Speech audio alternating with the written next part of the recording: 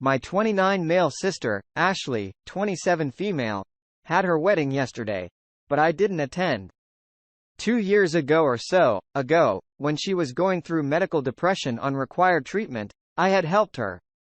She didn't have the money, and I was the one who paid everything for her, etc. None of her friends had helped and neither did any of our other relatives. Much later, when she got out of her issues, I once urgently required some money. I asked her and she refused by saying she can't help and to not bother her about it again. I was shocked considering how much I'd spent for her, and when she continued to refuse, I asked her whether she'd forgotten what I'd done for her.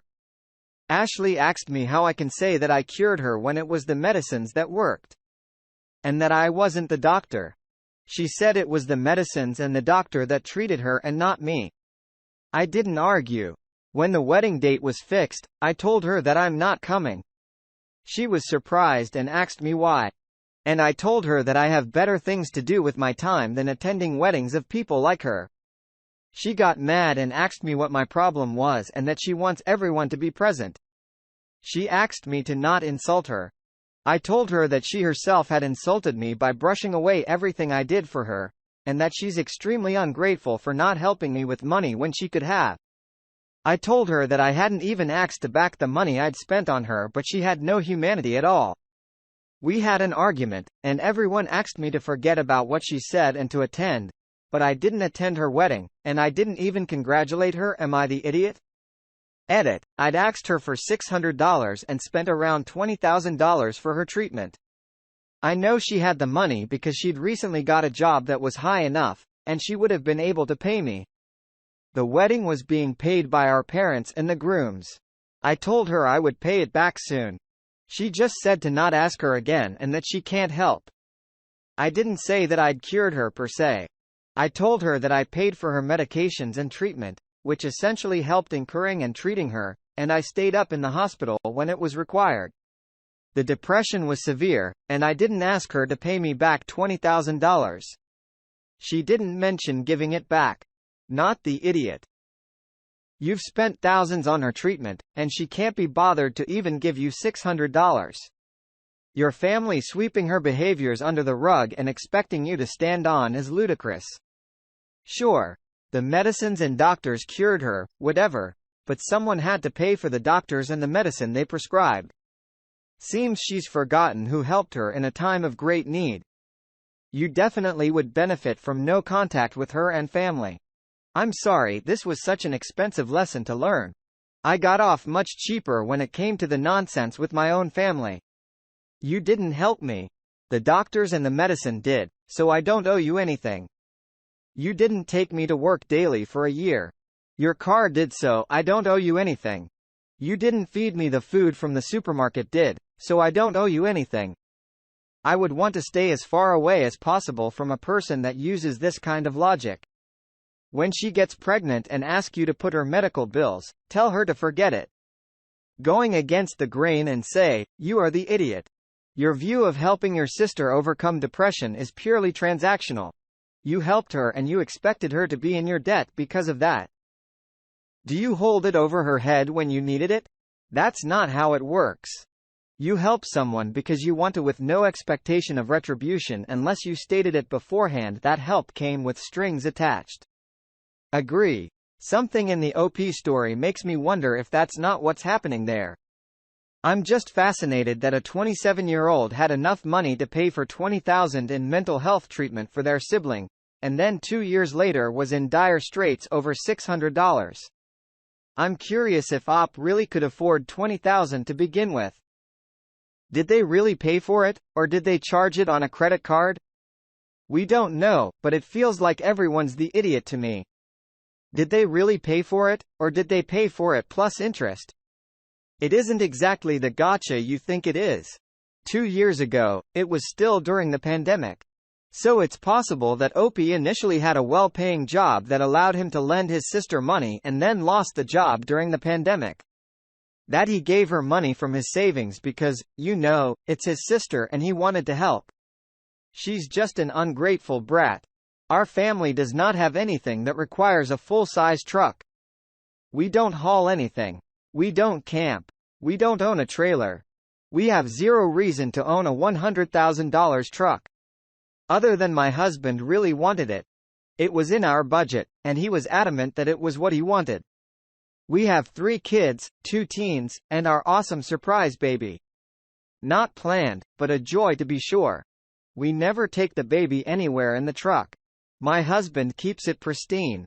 My son has a Jetta that he purchased with help from us and his grandparents. It's a reliable car, but it's not in great shape. I have a Porsche Cayenne that's our family vehicle. The back seat has the usual stains from the baby. That's life.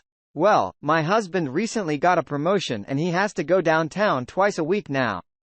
He tried driving his truck, but it won't fit in the parking garage at his office. He had to park a block away at the surface lot where hooligans and ne'er-do-wells might harm it. He asked me if he could use my car on the days he goes into work. I said that wouldn't be a problem. He just had to put the car seat in the truck so I could drive with the baby. Nope. He wanted me to drive our son's car and show for the older kids and not touch his truck. I declined his generous offer and told him my car was off limits because I needed it for myself. So now he has to borrow our son's Jetta because his only other option is public transportation. He could afford to Uber in, but he doesn't want to do that either. He says I'm being a jerk not letting him use my car, but I think he's being unreasonable about his truck. Not the idiot. There are 3 cars. A cheap one for the son, a family one that's needed to transport the younger children, and the one your husband chosen bought to use for himself. We have to be responsible for our own choices sometimes. Why should you or the children suffer because he chose an inappropriate vehicle? He's a silly idiot who wanted his shiny big toy. Can't stand the thought of anyone else touching it and didn't gaff about the practicalities like fuel consumption, cost, emissions, or being able to park the bloody thing so it could be used for work. It doesn't sound like that's your fault. So this guy bought a $100,000 truck and doesn't even know how to park it. Oof. Also, keeping a pickup truck pristine is one of the stupidest things I've ever heard. Sounds like he has a pavement princess. Alternative name is emotional support vehicle. It's his problem to deal with. If he can't drive his truck, he can't drive your Porsche. I can't imagine making a $100,000 purchase that could easily benefit my family and keeping it all to myself, then expecting everyone else to bend backwards for me when the purchase doesn't work for me. I call them compensating for something truck. My father too bought a $110,000 plus truck as a gift to himself. My stepmother was thrilled that she could now haul hay to the barn she rode horses at. My father said, nope. Due to the mess. She was so incensed that she went out and bought the exact same truck to show him who was boss. He does what he wants with his vehicle. You do what you want with yours. So this just happened, and I'm now discussing it with my flatmate who has a different view to me. Our 32 female just met a guy, 38 male, for a date. We started talking 2 days ago on Bumble, and he suggested we meet up after work for drinks today. We didn't speak much on the app. He said he preferred to go straight out for a drink, and I'm the same way. Anyway, I met him outside the bar around 5:30 p.m., and we went inside for a drink. He seemed nice, relaxed, chill. We sat down and talked a bit about the bar and the holiday I just got back from. Coincidentally, he'd been there right before me, all fine, but then it got weird after that topic came to an end. I asked him how his day was. He said something like, yeah, fine. A bit long and stressful, but I'm glad it's the weekend soon. So I followed that up with, so what do you do? After that, he didn't say anything for a second, looked at me sort of aggressively and then just said, that quickly. I said something like, sorry. Because seriously, what the heck is that answer? Then he said in a very, if honestly almost angry voice, you're just interested in how much money I make. Is that it? I was so taken aback. I just said, okay. Down my drink and walked out. I just got back and told my flatmate about it, who's also male. His perspective is that he's been out with girls who were just interested in his money and that maybe it was a sensitive point for the guy, and I should have clarified that I was asking out of interest rather than walking out. My point of view is that it's a normal question you ask when you meet someone for the first time, and that his response was a red army of flags and walking out was the right call. Am I the idiot? Not the idiot. Why on earth would you not discuss jobs and careers, etc., especially after the door was opened by his comment about his long stressful week and enthusiasm for the weekend? Good call on bailing. Dude became aggressive and confrontational on the first date. Should have thanked him for showing his true self so quickly and efficiently. It's like a self-fulfilling prophecy for him, so he can feel justified in being angry for nothing. Women are gold diggers. They always want to know how much money I make, him on a date. Yeah. So anyway, work has been killing me all week. Please ask me about this backbreaking work I do, date. Oh, no. I'm sorry to hear that. What do you do? Stupid gold digger. I knew it. Hope, how nice of him to also answer the question. So why are you single? Lol. What do you do as a normal getting to know you question? You were 100% right to bail out before you had anything invested in him. Dude, sounds like a loser. I go buy a lottery if I were lucky enough to dodge a bullet that quickly after meeting someone. My husband has a daughter from a previous relationship. For context, she's still a little kid. Prior to us getting married, her husband and his ex-girlfriend had what seemed like a well-oiled machine when it came to co-parenting their daughter. Always said I wouldn't date men with children. I don't have any children of my own yet because I didn't want that extra baggage, but to be honest, their co-parenting relationship that passed my mind at ease to become comfortable with the idea of becoming serious about him. I love my husband and his daughter dearly, however, her mother is slowly becoming a pain in my butt. Prior to me being in the picture, all expenses for their daughter had been split 50-50. There were no problems besides the little oddball expenses here and there that my husband had to cover 100%. Again, nothing major. It all started over the summer.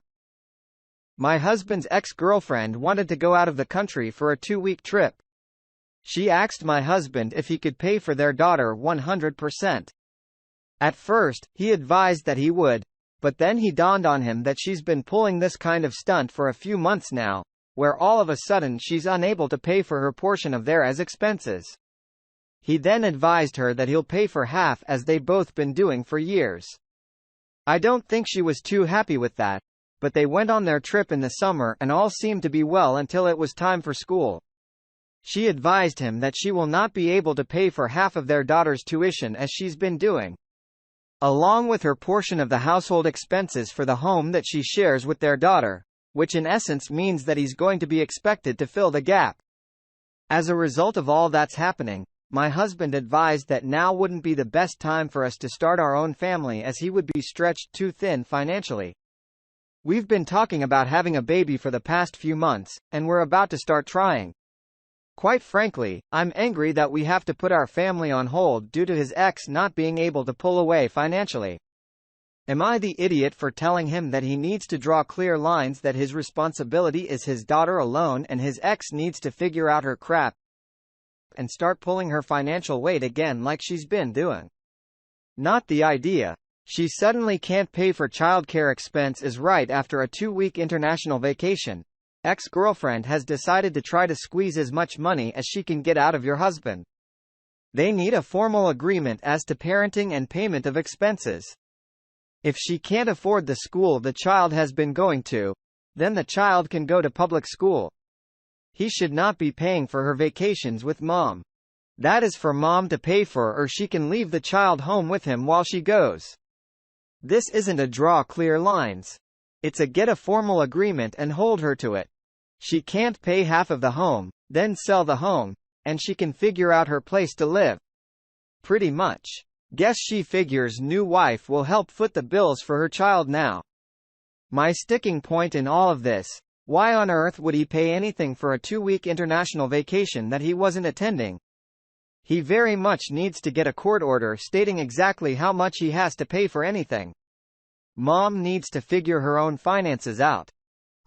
Your husband is being taken advantage of, and she's pushing him for all he'll give. She's doing it on purpose. You really need to rethink this relationship. You'll never get to have the child you want, and he will always put the ex above you. Maybe it's time to move on and find someone who wants to have children with you. He is not it. It's not wrong for him to want to support his child, but he doesn't have to support his ex. Maybe a trial separation to see how he wants to proceed, and if he doesn't want to have a life with you, then you need to move on. Don't waste another 5 years hoping he'll come to terms with what you also want. My old nanny Cassidy was overall an okay nanny. We had a few minor issues here and there, but the real problem I had with her was after she left. She posted her services on several online forums looking for a new job. In it, she included my phone number for people to get a reference. I got a lot of strangers calling us and asking me invasive questions about my family. I was very uncomfortable with it. I can't just block all unknown numbers because of work. I changed my voicemail to say to please not call if they were looking for a reference for Cassidy. Cassidy texted me about the voicemail message asking to remove it and call people back. It's making everyone think she did something wrong or was a bad nanny. She wasn't necessarily a bad nanny, but I do think she did something wrong. If she'd asked for me to write her a reference, I would have done it. No problem. I actually told her to call me if she needed me to write one. She said she would call me later, not that she would be giving out my number and having strangers calling me. I feel like what she did was an invasion of my privacy. Cassidy is insisting it's the normal way to do things. Maybe it is. I've never had an employee before. Now my phone is being bombarded with a bunch calls from unknown numbers. I feel like I'm gonna have to change my number. Am I the idiot? Oh, Cassidy. If you were upset before, you're really not gonna like the kind of references OP gives you now, not the idea. Hosting your former employer's personal phone number on the internet for everyone to harass is not a normal way to do things. Adding references will be provided upon request to the end of the posting is. She posted personal information about you on a very public forum, potentially putting you and your family at risk. Not all people that use these types of forums are good people looking for employees. Also, I very highly doubt that the people who would look at employing her would be impressed with her posting your telephone number and name and possibly other personal information on the internet. It reflects badly on her. Telcast if she doesn't remove your number from her listing, then you will absolutely make sure you tell people that they shouldn't employ her. Least of all, because she doesn't understand why posting your number online is so very out of line. Nanny showed a total lack of common sense and decency. I wouldn't want to watch in my child.